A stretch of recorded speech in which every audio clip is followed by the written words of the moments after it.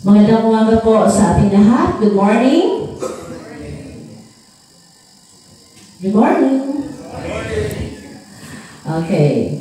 Napakagandang umaga po sa mga anak ng Diyos. Amen. Okay, so this is our first devotional sa ating camp meeting with our theme. Ano nga yung theme natin? Preparing families for heaven. Thank you for our brothers and sisters who are here sa ating church sa Tagum. Yung kanilang name actually ng church nila ay, ano yung name ng church ninyo? Family for Christ Praise Day Church. So, lahat yun ang pamilya ng ating Tagum Church. Preparing families for heaven. So, isa itong theme kung saan, kung naintindihan natin, talagang mapaisip tayo.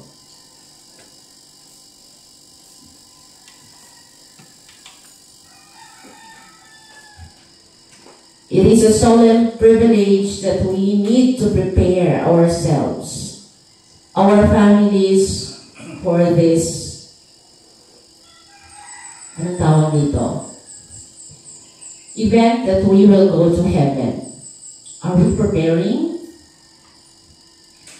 Nangandang ba ta mga kaisunan?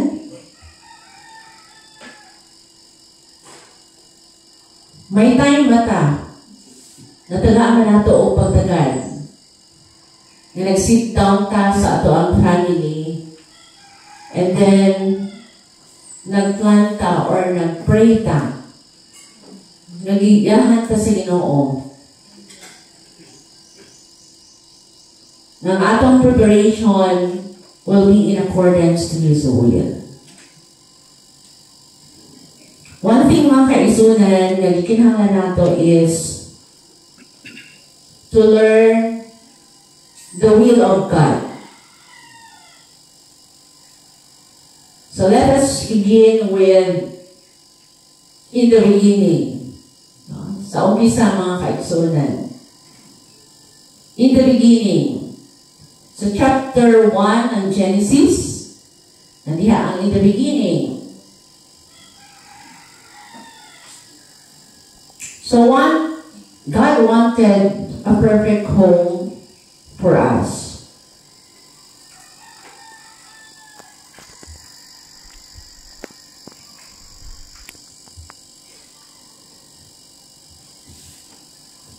So we prepared man's first home. Saan yung first home ng ating first parent? In the Garden of Eden.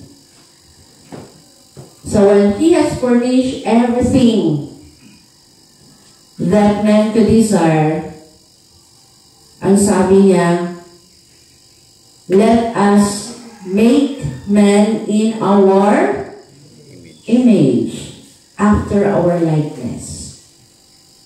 So lahat ng kinreate ng Panginoon, sabi niya, it was good. Lahat po maganda. When He created and almost everything, no, He spoke it with His words. Pero itong pagsasabi niya na let us make man in our image, talagang meron silang ginawang effort. No?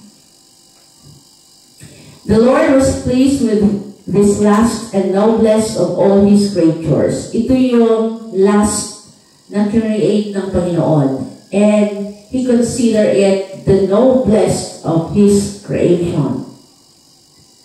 And He designed it perfectly. He should be the perfect inhabitant of a perfect world. So perfect.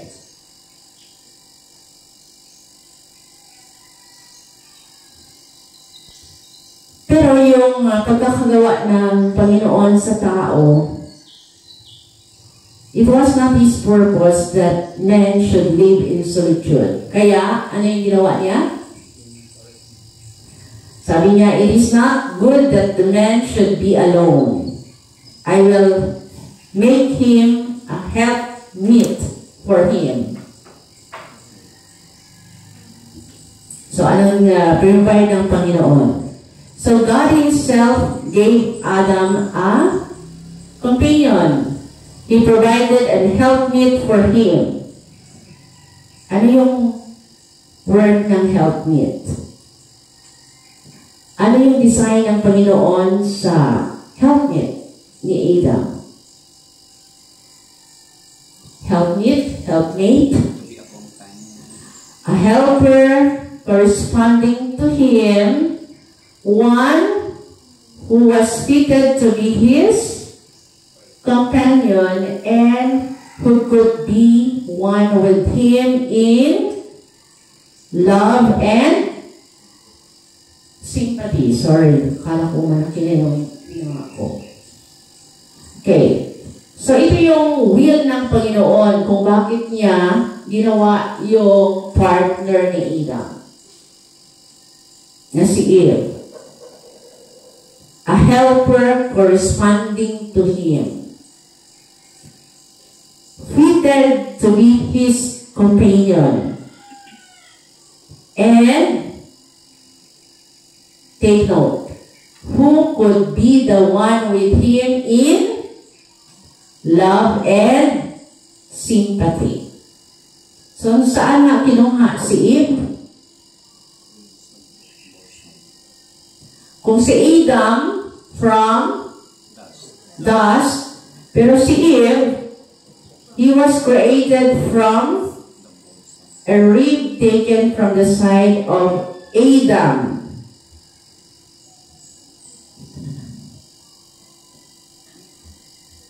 Sorry, hindi ito, naiba yung layout ko sa tablet. Okay. So, Eve was taken from a rib taken from the side of Adam, signifying that she was not to control him as the head. Okay, so yan ang reason kung bakit kinuha dito sa Bisaya, guso. Tadyang. That she was not to control him as the head. So ito yung will ng Panginoon sa partner ni Adam. Hindi na makontrol siya. And on the other hand, Adam would not trample this woman under his feet as an inferior, but to stand by his side as anong word na nakaread dyan? Equal. To be loved and protected by him. Equal. So, in the beginning, yan ang desire ng Panginoon.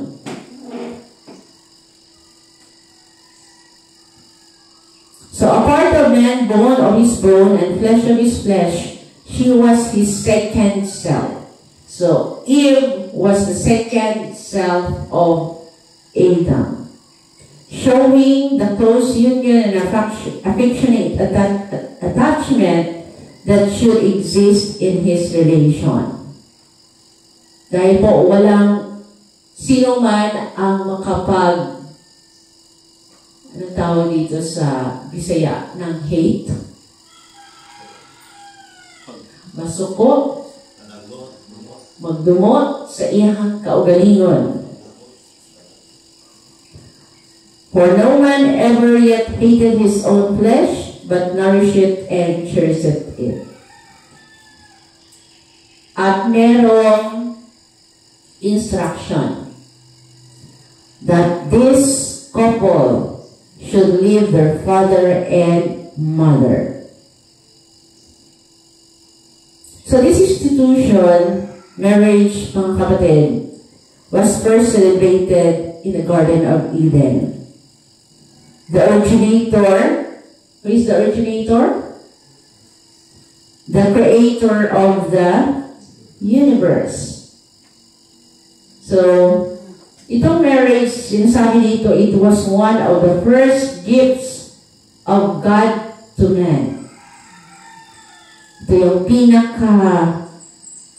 una na binigay ng Diyos sa tao. It is one of the two institutions that after the fall, Adam brought with him via the gates of paradise. So kung titignan natin, yung two institutions, ano nga yung una?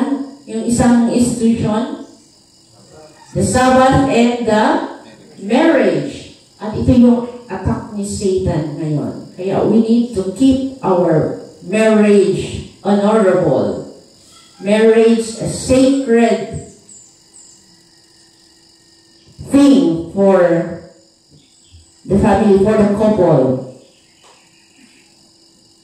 When the divine principles are recognized and obeyed in this relation, yung marriage magiging blessing.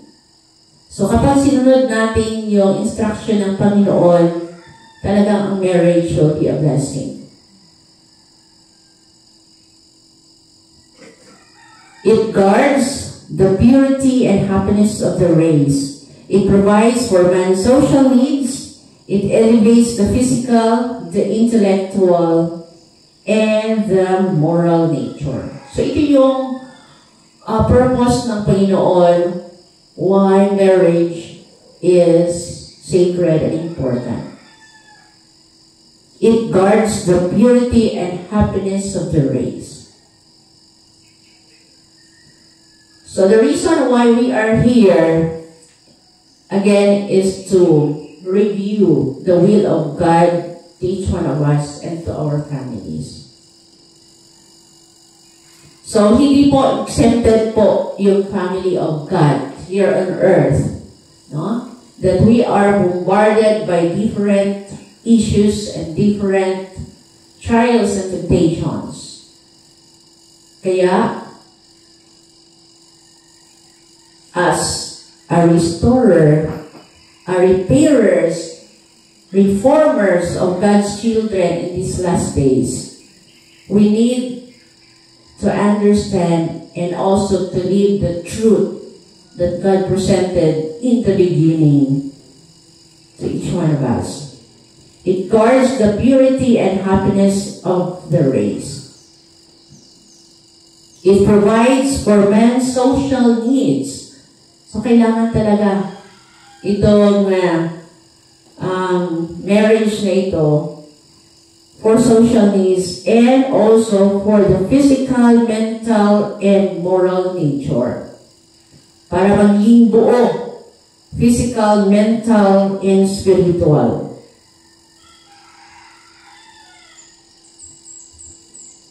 Kahit na si Jesus while in His first ministry, mga kapatid, in public ministry, the first miracle na Kanyang ginawa ay nandun sa wedding in at Cana. Diba? He sanctioned marriage, recognizing it as an institution that He Himself had established. What else? Ano yung makikita natin in relation to God, in relation to our Maker? Bakit po napakahalaga na maintindihan natin yung marriage? Sinasabi dito, Christ honored the marriage relation by making it also a symbol of the union between Him and His redeemed ones. So, binigyan niya tayo ng pagkakataon na maintindihan yung union between God and man through this marriage relationship. No? He Himself is the bridegroom. Siya yung ating, sa Bisaya, saan bridegroom? Asawa. Bridegroom. Pamanhunon.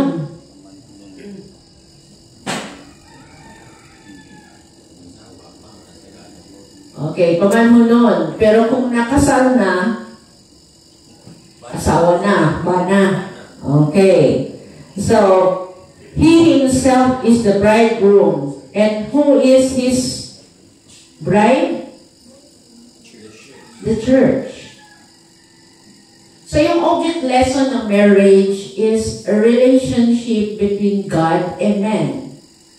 So, every time na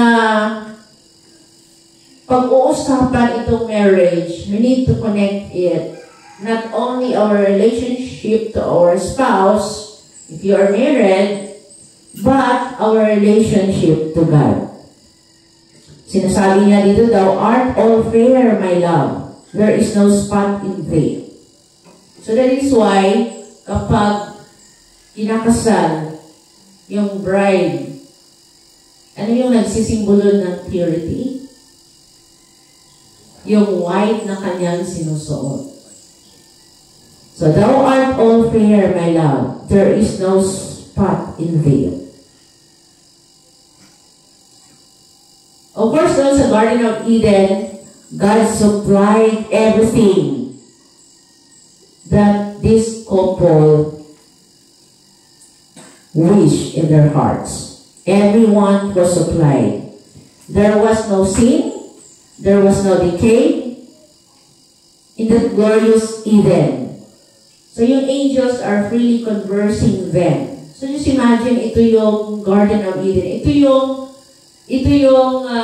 will ng Panginoon sa tao.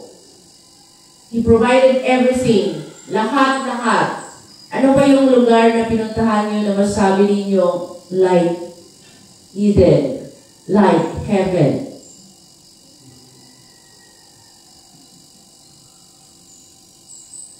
Meron nga tayo dito sa Davao, Eden Restored. Pero hindi yan yung sa langit na no decay, walang malalagas na dahon, walang death.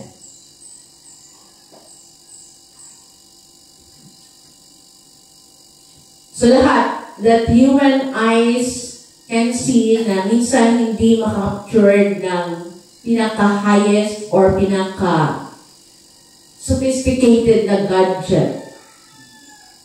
If our eyes is, ano vision yun? 2020? Makikita natin and we cannot describe it fully. Our words is not enough to describe the beauty. Kung ano yung ginawa ng Diyos. Kung ano yung provide ng Diyos. But even though nagkaroon ng kasalanan, still, the nature speaks of His love, of His goodness, of His majesty. And again, the man, Adam and Eve, the noblest of the Creator's work. And in man, God's character was reflected in His character. His glory was revealed in every object of nature. And in order for man to be happy, anong ginawa ng Diyos? You know, God is a lover of beauty.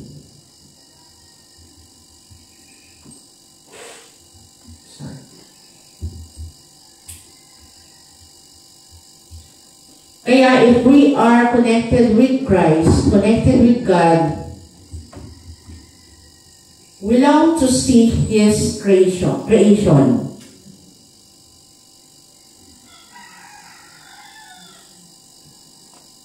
The trees, the flowers, everything, no? God designed it that God will give labor to man. Ano yung gagawin ng Panginoon? Ano yung pinagawa ng Panginoon sa ating first parents? Adam was given the work of caring for the garden. So, hindi siya nilagay doon na mag-sit down lang. No? The Creator knew that Adam could not be happy without employment. So, nandun na yun na ang Panginoon, ang desire niya sa happiness ng tao, kailangan meron siyang employment. The beauty of the garden delighted him, but this was not enough. Kailangan niyang mag-labor to call him to exercise the wonderful organs of the body. So, ang reason kung bakit merong employment, ang employment dito na tinatawag, hindi yung mag-sit down at saka yung ginagawa ngayon in the office, kung hindi to tend to employed in the nature na ginawa ng Panginoon para ma-exercise yung katawan natin. Had happiness consisted in doing nothing, man in his state of holy innocence would have been left unemployed. But he, God, who created man, knew that what would be for his happiness and created that he gave him his appointed work.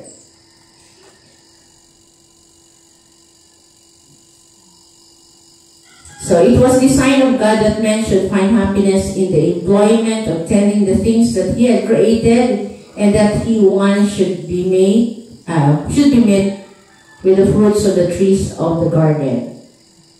So aside from tilling, actually wala pang tilling during the time na wala pang kasalanan. No? Yung tilling, yung labor na talagang labor na kailangan magpawis, doon na after the fall. So the promise of future glory and the decree that man must toil for his daily bread came from the same throne. So yan po ang design ng Panginoon po para sa tao. And ngayon, God is honored by a Christian home. So gusto i-restore ng Panginoon yung Eden state ng tao. No? So paano? How? So God will be honored in a Christian home if mothers and fathers and mothers who make God first in their households. Kamusta po yung ating ginagawa sa ating mga homes, mga kapatid? Ginawa ba nating first yung Panginoon in our household? Nandito yung gawain if we make our family first. Teach our children that the fear of the Lord is the beginning of wisdom. Fear of the Lord is the beginning of wisdom. Kung gusto nating alamin kung ano yung fear of the Lord, mga kapatid, let us read chapter 1 of Daniel.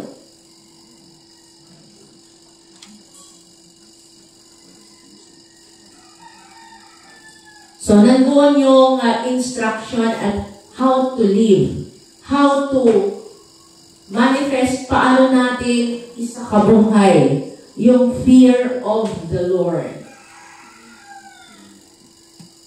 Kapag natatakot tayo gumawa ng kasalanan, yan ang fear of the Lord, pagkahandog sa Ginoo. And once we do it, God will give us wisdom. Kaya sa last verse ng Daniel 1,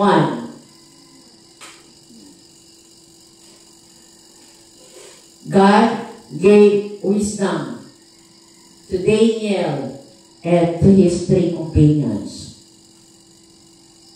So again, paano maging first sa household natin yung Panginoon? Kailangan natin turuan yung mga anak natin to fear God. glorify God before angels and before men by presenting to the world a well-ordered, well-disciplined family. A family that love and obey God instead of rebelling against Him. So ito pala yung pinaka-importante mga kapatid na kailangan nating matutunan if hindi pa natin natutunan.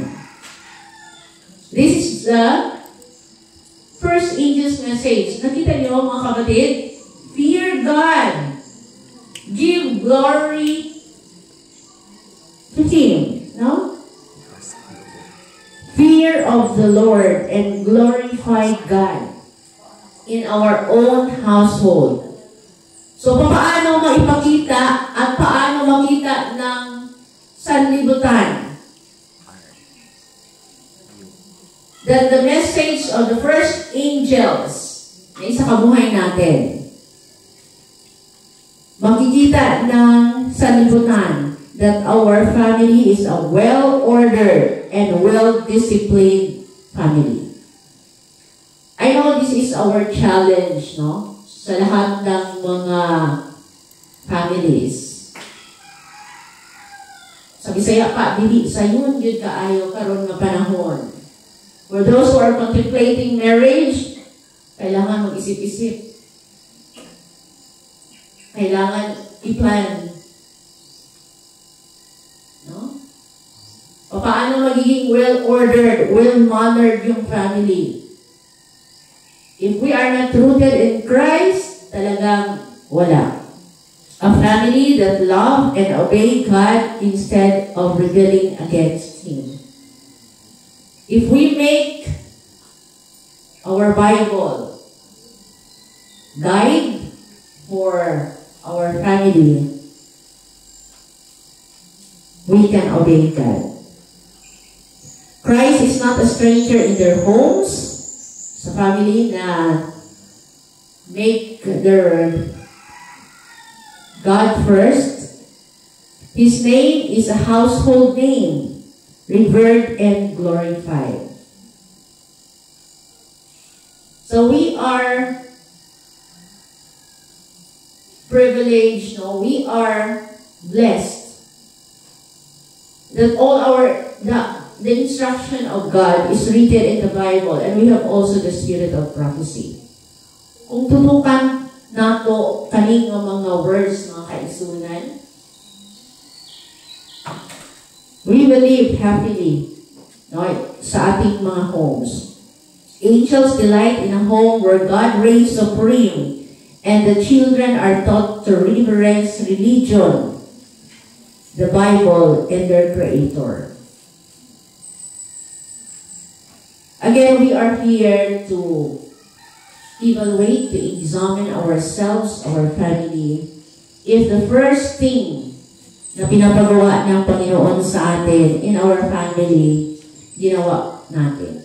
You know, sa social media ngayon, I don't know if you are familiar, if you have your Facebook, I know for sure nag-pop up itong nangyari sa isang anak ng well-known personality po sa TV.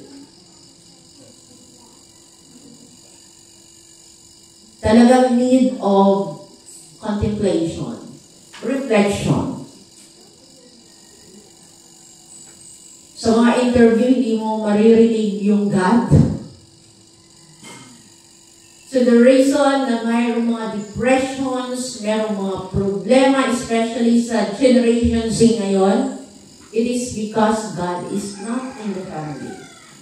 God is not in the lives of every members of the family.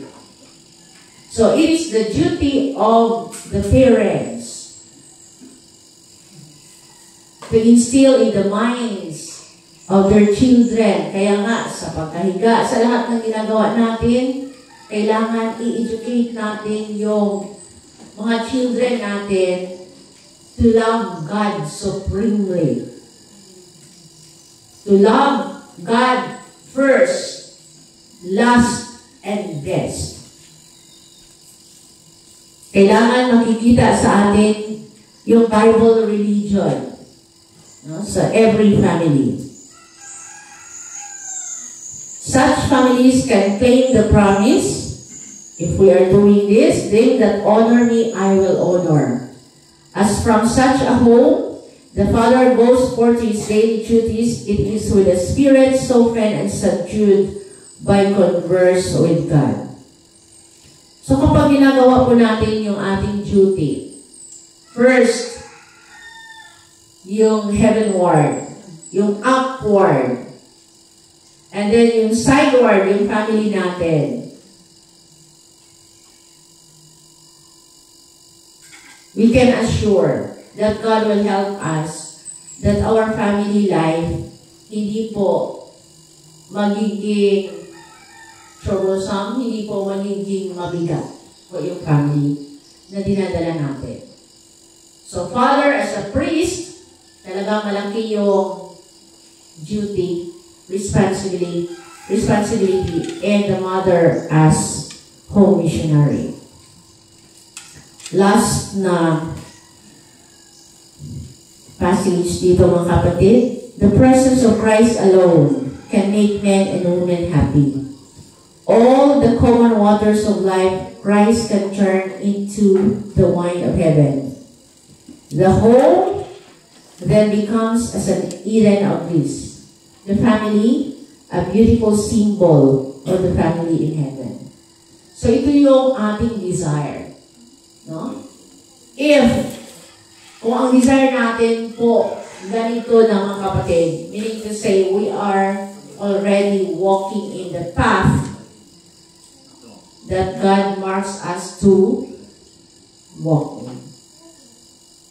Pero kung wala pa, we need to again reassess our self, our family. Mingaw ang langit. Ingon sa kanta, kung ang pamilya, dili madala. So what is the reason why we have this family? Because we are replicating sa desire ng Panginoon sa kanyang union, sa kanyang mga creature, especially human family. So again, as we prepare ourselves, our family for heaven, let us in this hour try to assess, try to reassess, to evaluate, to re-evaluate if we are doing the work God has entrusted us. So may God bless us. This is only the beginning. This is only unang tipik pa naman kaisunan sa ato ang mga buluhaton dinhi sa ato ang camp meeting. And I am praying that God will lead us into this truth, that we will keep our family in bond, yung house bond ng duty ng Father. Kailangan natin gagawin or kailangan natin magawa, for we are a family bound for heaven. May God bless us all.